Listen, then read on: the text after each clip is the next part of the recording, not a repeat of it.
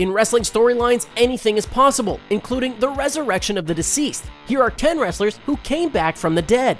Abdullah the Butcher. The fiasco dubbed the Chamber of Horrors at WCW's Halloween Havoc 1999 was a tag team match in which the winning team needed to get one of their opponents in an electric chair and throw the switch to secure the victory. However, Cactus Jack mistook his teammate Abdullah the Butcher for Scott Steiner and threw the switch prematurely, seemingly killing Abdullah in a show of electricity and pyrotechnics that was so intense it actually set the ring on fire. The Butcher, charred like a well-done hamburger, sat motionless for almost 2 minutes before suddenly snapping back to life and attacking Cactus Jack for his grave error.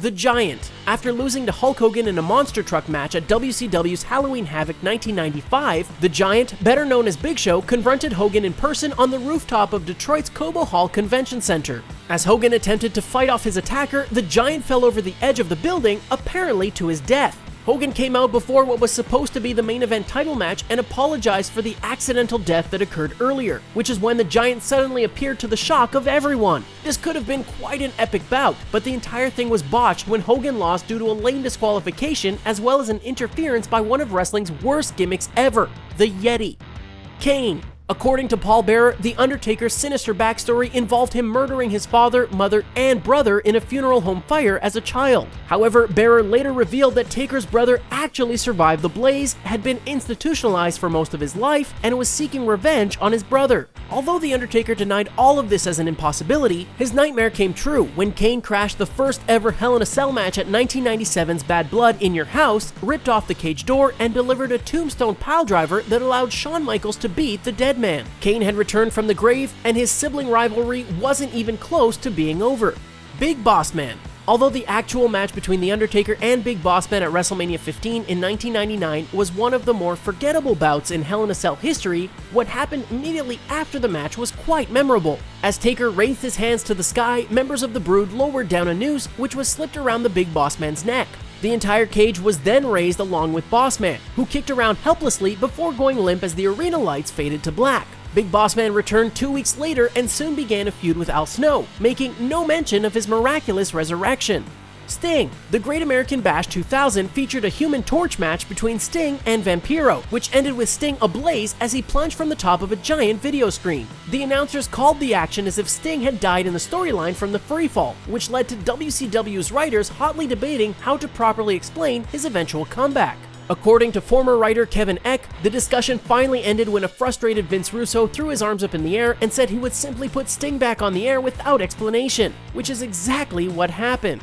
Road Warrior Hawk. In a terrible judgment call, the WWE decided to incorporate Road Warrior Hawk's real-life struggles with drugs and alcohol into a storyline, which culminated in Hawk dying after falling from the Titantron in either a suicide or a murder committed by puke, also known as Draws. Draws was revealed that he had been enabling Hawk's addiction the entire time. The angle was so unpopular and controversial that both Hawk and Road Warrior Animal quit the promotion soon afterward. Although Hawk's death was never resolved, he and Animal surprisingly returned to compete in a tag team match on Raw in 2003.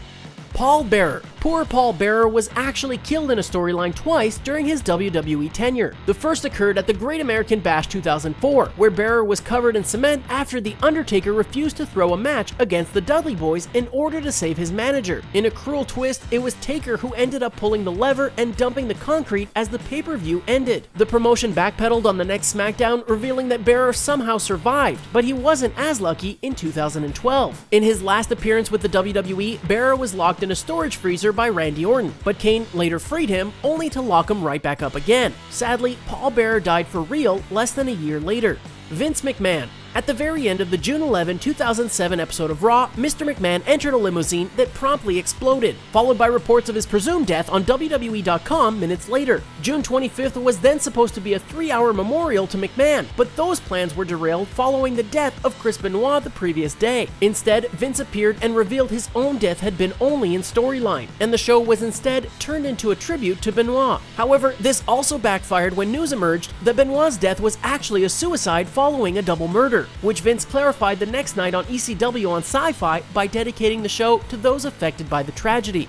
Jerry Lawler. While all of the other entries in this list involve wrestler storyline deaths, this one was 100% real. On September 10, 2012, only minutes after competing in a tag team match on Raw, Jerry Lawler suddenly collapsed at the announcer's table due to cardiac arrest. Thanks to the ringside doctor and other medical personnel, Lawler survived, but later revealed that he was actually clinically dead for a full 22 minutes before getting revived. In more upbeat news, not only has Lawler not suffered another heart issue since, but he even showed a sense of humor about the incident, later tweeting a photo of himself reading a book entitled, "You Might Be a Zombie."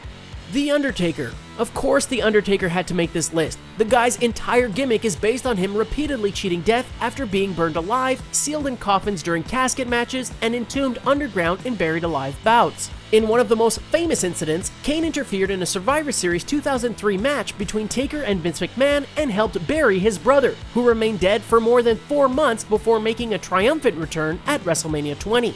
Did we miss any other wrestlers who returned from the dead? Let us know in the comments below, and be sure to like and share this video. For more wrestling clips and lists, follow TheSportster on YouTube.